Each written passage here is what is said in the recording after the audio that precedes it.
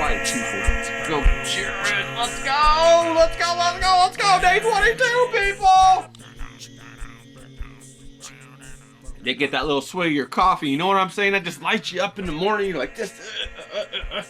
Now, if you don't drink coffee, maybe you drink a energy drink, and I don't drink no energy drinks. Or maybe you take the all-natural cocaine, right? Do a couple lines of Coke or whatever, get going in the morning. A little pep in your step. Okay, first of all, welcome. Glad you're here. How you doing? Check in with yourself. You good? Is your fire stoked? Are you excited? You got the weekend coming up. Are you excited about anything? We got this weekend coming up. This is big pastrami weekend, people, going on Sunday. Video on Sunday Fun Day is going to be the pastrami. Now, I ain't going to, like, you know, tell you how much work it's going to be, but it's going to be a lot of work. I'm going to start smoking on Saturday. Probably right after I do the live, okay? I'm going to run my ass out there, get my shit going, and start to smoking. And then I'll be smoking all day, all through the night, you know? And then to have it ready so that on Sunday, I pull it out, cut into that bad boy, and make that pastrami sandwich out of just melt in your mouth. I'm telling you, the best pastrami you ever had. And then we're also going to try all those pickle things. You know, we got a ton of them over there. I'm really excited about that. You know, so, hey, if you're not stoked about something, be stoked about that. All right? Don't give me that I don't like pastrami business. You ain't never had good pastrami.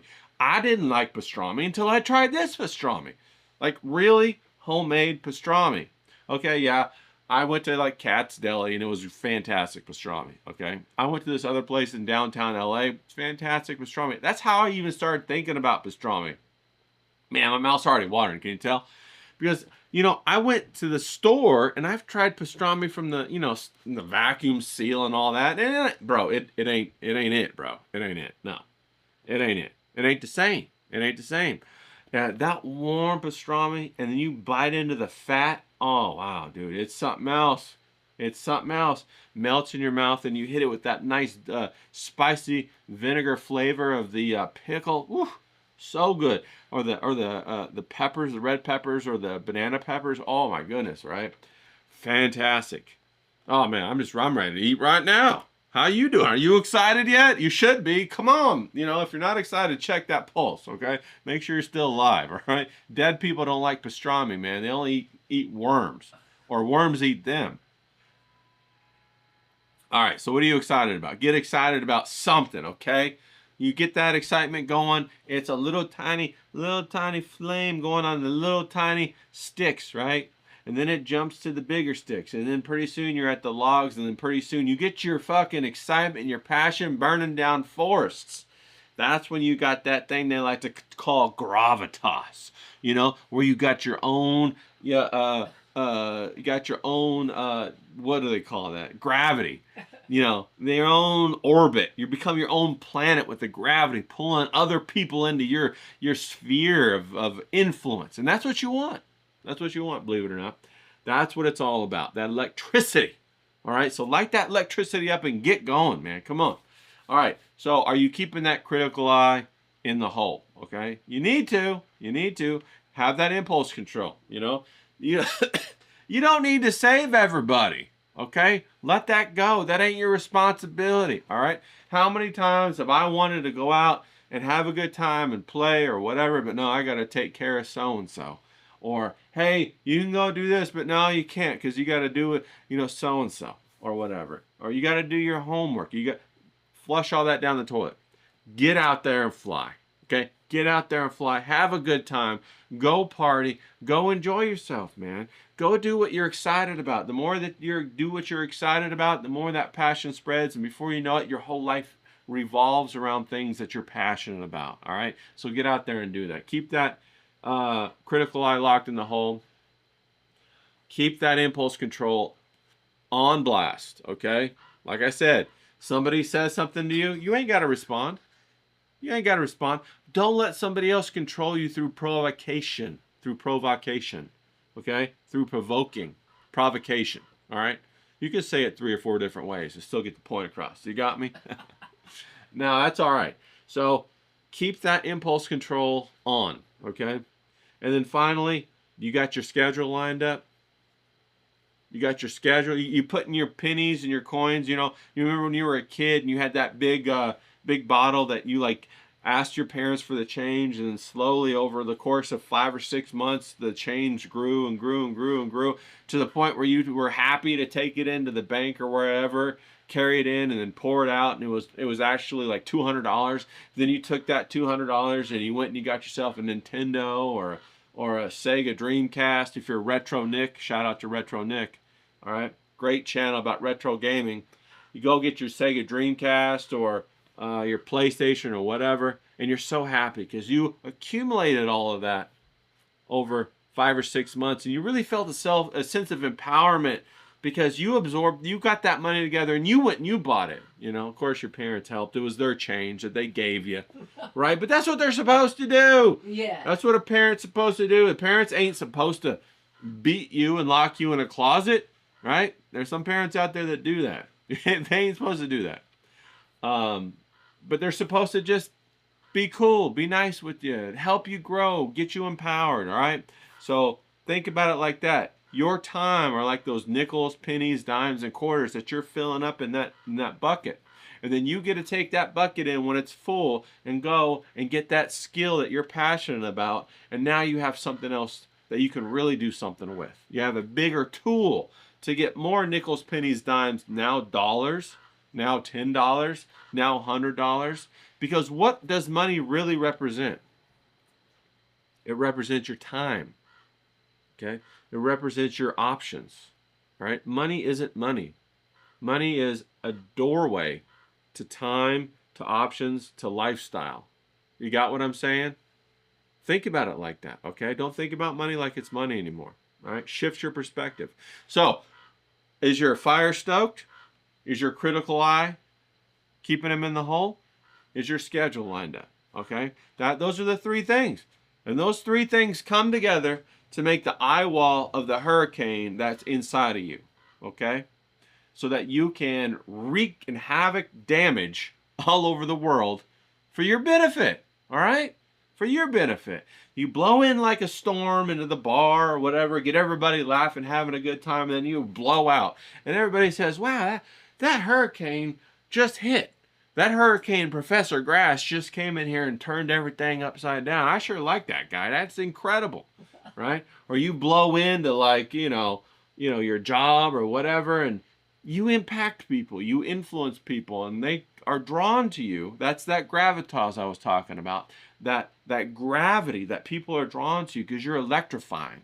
They resonate at a higher frequency. Their emotions resonate at a higher level, not the base emotions of, oh, I just want to eat something, or I'm jealous of him, or I hate that motherfucker. But more like, oh wow, if he can live like that, why can't I live like that, right? That's an inspiration to people. That's what you want to do. And then those people, you know what happens if you do something like that for somebody? You know what happens? A bond. A bond happens. And what do they reciprocate? They reciprocate with loyalty, friendship, things you can't buy. You can't buy loyalty.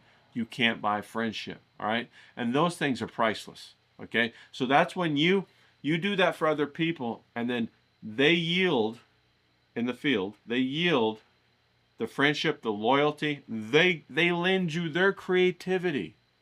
Okay? They help you achieve more, and then they benefit too. All right? And then before you know it, you're starting to get a sphere of influence. You're starting to get a group of friends, a group of relationships, working relationships. And that's what it's all about. Okay? That's how you change your life. They change their life. and so on and so forth, and it keeps going, and the circle keeps getting bigger, okay? And that's exciting. That's what we want to do here. To that end, we got the Fresh Air Discord server, okay? Now, if you want to join the Fresh Air Discord server, we talk about all kinds of stuff creative, okay? We talk about food, we talk about artwork, we talk about all kinds of stuff like that. But more importantly, we are gearing up for our next challenge. It's going to be our next 30-day challenge once this one is concluded. Okay, we're on day 22, people. Fantastic. So that means in 8 days, right? In 8 days, we're going to hit our day 0 of our next challenge. And it's going to have to do with writing. Okay, so I made a writing room in our Discord server. Now, I'm going to leave, the writing room is going to be there all the time now. And whatever you want to work on with your writing, that's where you go to do it. You talk to people, you can get critiques, you can bounce ideas, you can have a little group of whatever, okay? And that's what it's all about. It's a resource. And what is writing, okay? Writing is the expression of the human experience. That's what writing is. Everybody's a writer. Everybody's a writer. Because everybody's had a human experience. And everybody desires to express themselves, okay? So, you may not think that you've ever written anything before, but that don't matter. Because you are a living embodiment of the human experience, okay? Express that. Come join the writer's room, okay? Because we're going to talk about, of course, we're going to talk about how to become a better writer and what a good writer really is and what writing is really all about. Okay, we're going to talk about all these things. And we're going to talk about how to connect to the writer inside of yourself so that it just comes out. All right? And then we're going to talk about the organizational process of how do you, once you're able to do that stream of consciousness into writing, how do you organize it so it's interesting for other people to read or to consume? And we're going to talk about all those things, okay? We're going to talk about what real evil is. You know, if you don't know how to write real evil, or you've never encountered real evil, you can't write. All right? Everything you write is going to be superficial, right? This is where that struggle comes from, right? You might think that as you grew up and like you had a tumultuous childhood, maybe you were abused, maybe whatever, right? Maybe you were an orphan, whatever.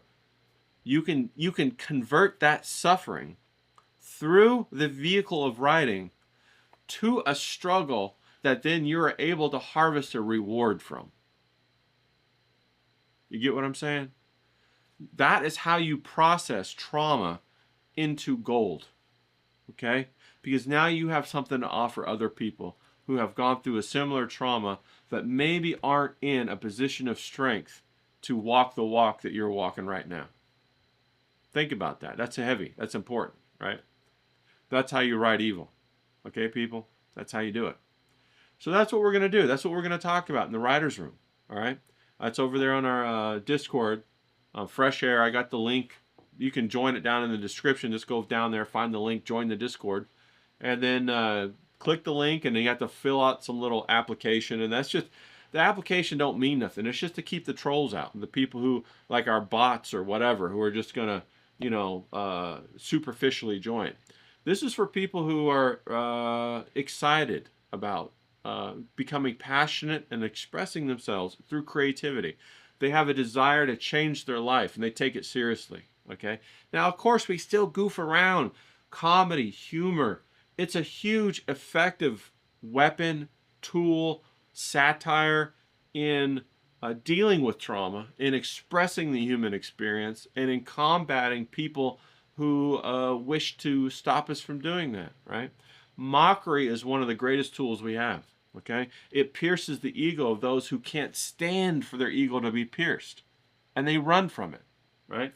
That's huge. It's paramount, right? It's a huge concept, okay? And so all of this stuff, all of this goodness, we're going to take and we're going to ball it up and create a story. Now, I don't know if you guys have ever heard of Paulo Coelho. He's a great writer. He's a Brazilian writer, I believe, or Portuguese. I can't remember.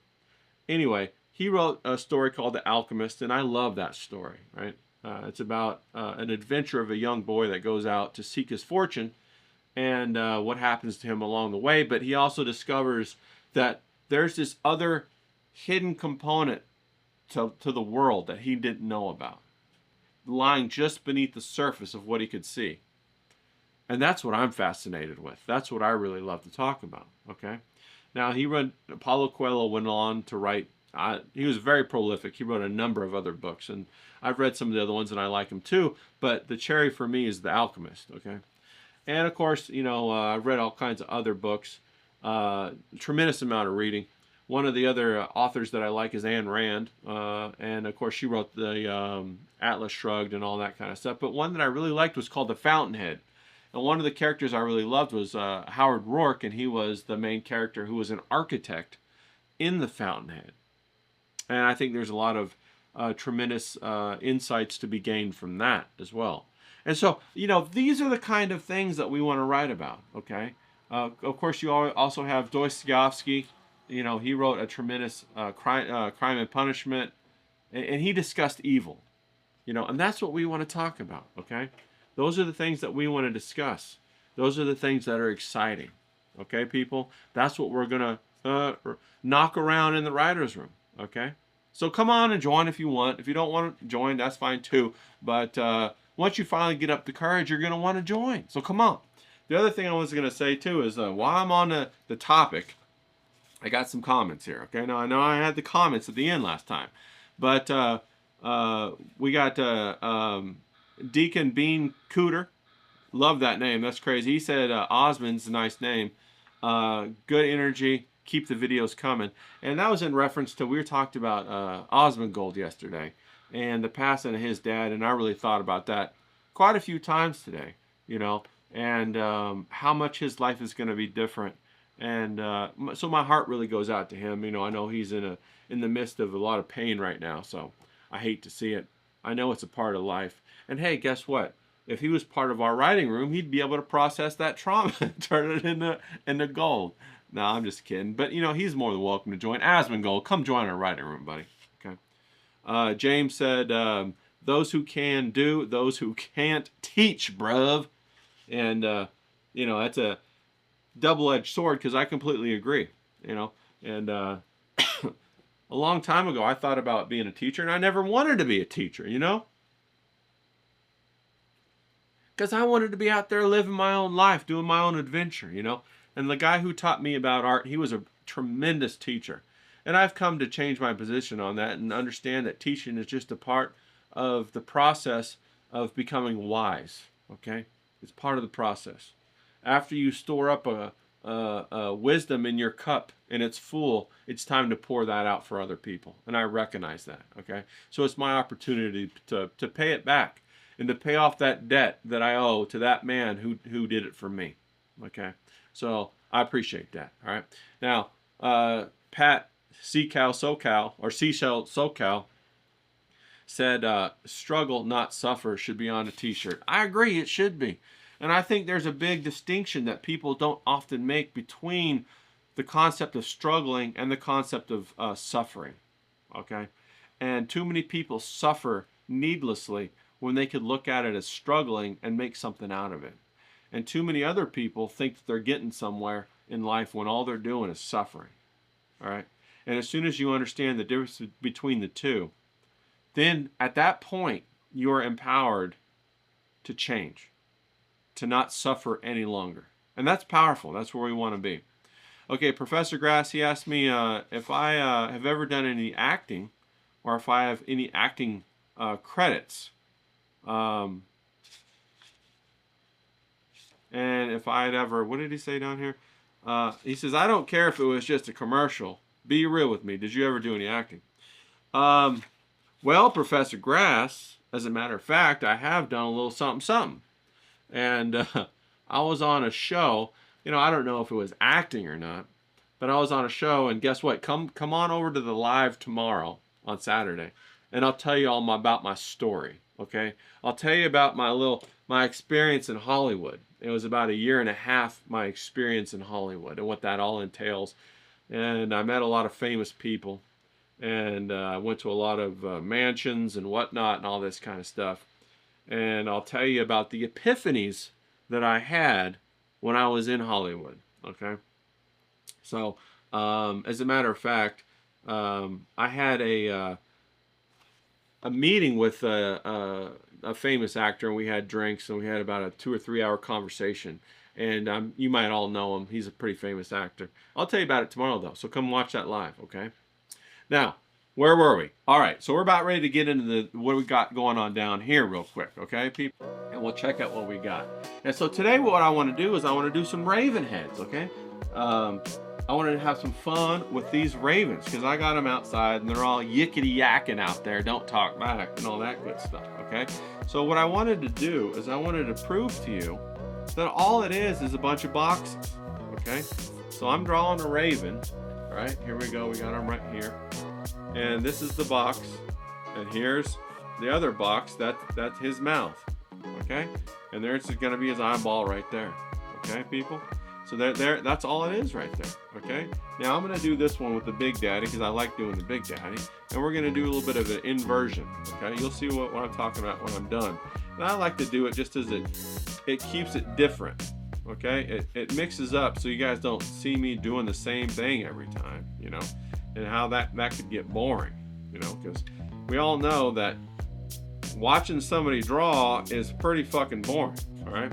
But here we go. We're gonna have a little fun with this. We're gonna tell some stories and all that good stuff.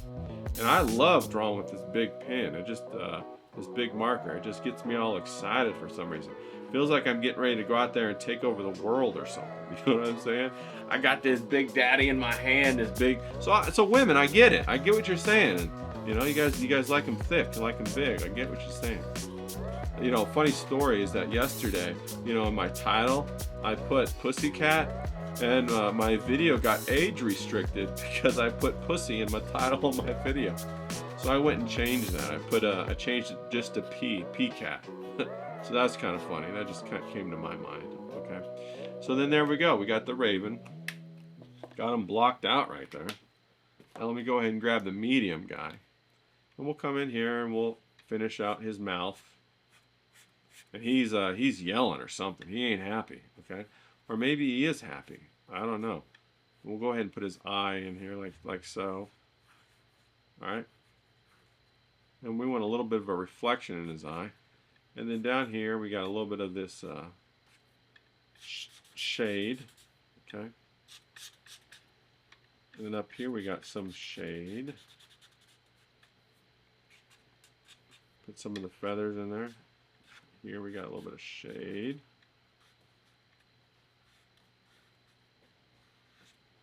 And I just love them ravens, man. I got them right out the door. You know, one of the ravens today was sitting outside of my door just yelling at me. Just going, caw, caw, caw, caw. Because he was mad because his water was empty. Can you believe that? So we got one raven right there. He's just chilling. All right. Now I wanted to show you about the eyeball right here. So I got the eyeball. And how to make the eyeball reflective, okay? So we're gonna do the eyeball. This is like his little, he's got a little bit of skin around the eyeball, right? And we got the pupil in the middle. And, you know, a lot of people would want to make that straight black, but, you know, you just want to think about the ball, because it's just like a marble of an eye, okay? See how that works like that? And then you want to make it thicker, some of the lines thicker, and then we'll go ahead and throw a little bit of this cross hatching in here. And there you go. That's how easy it is to make something reflective. It really doesn't take that much at all. Okay? So we got an eyeball right there and it looks reflective. And we're all happy about that, okay? Now, we're going to come down here. I'm going to show you this. This is just an egg, okay? So this is a box, right? This is going to be this raven head that I'm going to draw next, okay? And here's his beak. You see this, right? And then this right here is the shadow. This is what I'm thinking about when I'm drawing the head. This is just this general shape when I'm trying to put the shadow in there, okay? And I'm gonna go ahead and take out the medium one. And this one, this raven right here, he's an Australian raven. So I looked him up and he's Australian, okay? And there's ravens all over the world, different ones, you know. So we're gonna do that inversion thing again. Inversion, what I just mean is that we're going to make the outside black and the inside white. Okay, that's all I mean when I say inversion. And I like doing that sometimes, especially when the Raven, he's a prime candidate for that because you know, he's all black, you know, and so if we invert that, then we have a large area to work with that it's going to be white. So that's pretty fun. Okay. And it's just a fun thing to think about. Okay, so we're going to go ahead and work around this. And here's his little word bubble. And of course he's saying, what do you guys think he's saying? Have you already seen it? Of course he's saying, good day, mate. Good day, mate. Like our old buddy Crocodile Dundee, Paul Hogan. Okay, so there we go. We got this guy down here doing this. Alright, now we're going to go ahead and fill in the black area. And it's all when you get a marker, you want to get a marker that's just a little bit bigger than you feel comfortable with for that size. Okay, that's the rule of thumb. When you're using a marker or a brush, always get one that is just a little bit uncomfortable because it feels just a little bit too big, and that's how you know you got the right size. Okay, it's just always a little bit too big. Okay, and this helps you not overwork an area. Okay, it helps you keep your area looking artistic. Okay, because if you get something really small, you become ineffective in what you're doing, and then it looks like you keep petting the page with your marker or your brush or whatever, and then you lose it. You lose the coolness of it. Okay. You don't want to do that, right? You want to keep everything cool. Right? So then there we go.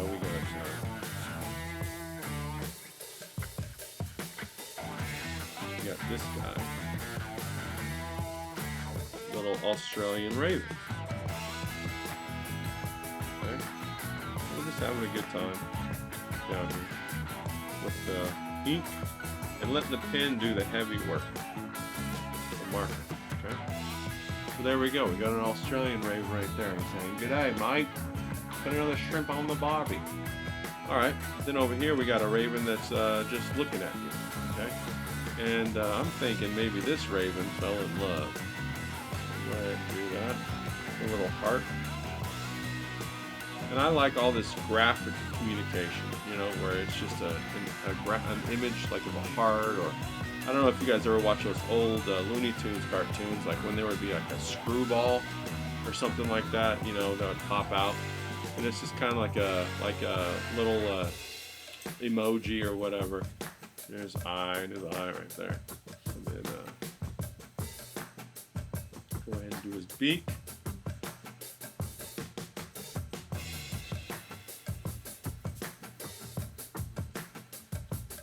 So,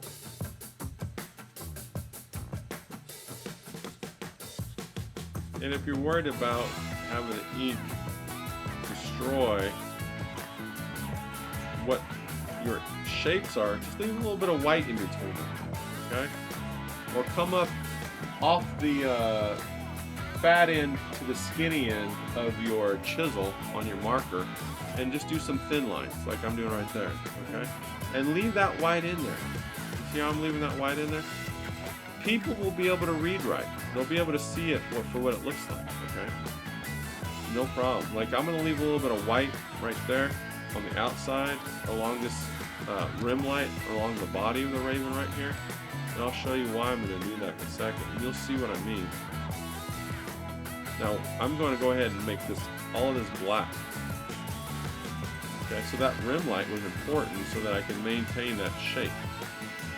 Okay, see how you can still see the shape of the Raven right there? Right here. When all this is black. Like that. See that shape right there? Now if you want to, you can have a little bit of a lost edge in here. Get a little artsy with it and lose that edge. You know how I'm losing that edge in there right there like that? But guess what? Your eye still sees it. Your brain still recognizes it. Even though it's gone, your brain still recognizes it. Okay? You got me? Now, when you're drawing, you just use boxes, use simple shapes. So I got a raven, okay, and he's looking up, okay. Here's his eye, and he's looking up in this direction, okay. So then what I do is I'm gonna make my box. His mouth is open, okay, but I don't know what that shape is gonna look like. So I'm just gonna do a box, and then I'm gonna guess. So this right here is the front of the box. Can you see it? This right here is the underside of the box, right? So I'm gonna understand that his mouth is gonna come together back here, okay? So there's the top inside of the beak and there's the bottom inside of the beak, okay? So I got that.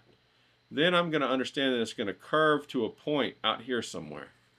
So it's gonna look like that. And the bottom's gonna do the same thing a little bit, okay? Gonna look like that. And then it's gonna connect right here on this side of the box, okay? So then inside it's gonna loop back around like this. And this is just me guessing based upon the simple shape of the box. And it looks pretty convincing, doesn't it? You got your raven. We're looking up from below at him, from underneath his head, and his mouth is open. So that's pretty reasonable. And that's kind of how you do it. If you're trying to put together an angle of an image that you're not sure about, you do it with the simple boxes first, okay? You have the box looking up. We can all draw a box looking up, right? You have the box looking up, and then you build on the box on the outside of the other box that you want to put the beak inside of, okay? And bam, there you go. That's how you do it right there. You got one side right here, you got one side right here, you got the bottom side right here, you got the bottom side right here. So you see that? And that's basically the rough shape that we're gonna go ahead and hang all of our details upon, and the anatomical shape of the beak or whatever. So that's the trick, bro. That's all there is to it when you're trying to draw. That's it. Alright? So now I'm gonna go ahead and start to make cartoons. I'm gonna cartoonify the bird. Okay? So here's a bird, raven with his beak, and he's looking at you and he's not happy. And we're gonna give him an angry eye. Okay? You got the bottom of the beak. This one might look a little bit more like a parrot, don't you think? So maybe he's not a raven, maybe he's a parrot.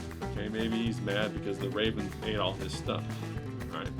So we're gonna simplify the raven down here, and we're gonna play with the proportions, and we're gonna make his beak much bigger than his head. Okay. So maybe we want to make his head smaller. Right? And then that's what we do. So play with your proportions, okay, people? Play with your proportions. Then we got a raven over here, and maybe he's just really mad about something. Maybe he's the raven from earlier today that was yelling at me for not having his food ready at the time when he wants it, right? And he's yelling and he's mad. He's got his tongue doing that little tiny thing, you know, that they do sometimes, and he's yelling at me. All right, and we're putting a little personality into this one, and we're going to let the realism go for a minute for the sake of the cartoon, okay? And we're going to put a little eyebrow on him and make him upset, all right? And then we're going to go ahead and put in the back side of his mouth, kind of give it a little bit of depth, and there we go, okay? And we can also go over here and use the simple shape of the boxes, like again, to make the structural component of a raven that's sitting there. Or, you know, it doesn't have to be a raven. This can be any kind of bird you want. Right? So that's basically a very simple approach to constructing birds or ravens or whatever it is that you want, whatever type of animal that you want. Okay? And have a good time doing it. Use the underlying structure of the boxes that we've talked about. Come back up to one if you would. And build out the structure that you want. And then hang the abstract shapes. And then work closer and closer to the anatomical realism that you desire. 3-stage process, okay? Use simple shapes, abstract shapes, anatomical shapes. Boom, there it is. That's all you gotta do, okay? Now, once you have a good time today, and go out there and kick some ass, and then come on over with me tomorrow, and I'll tell you the story on my live about my time in Hollywood. So let's go, Jared. Get out there and kick some ass. Come on.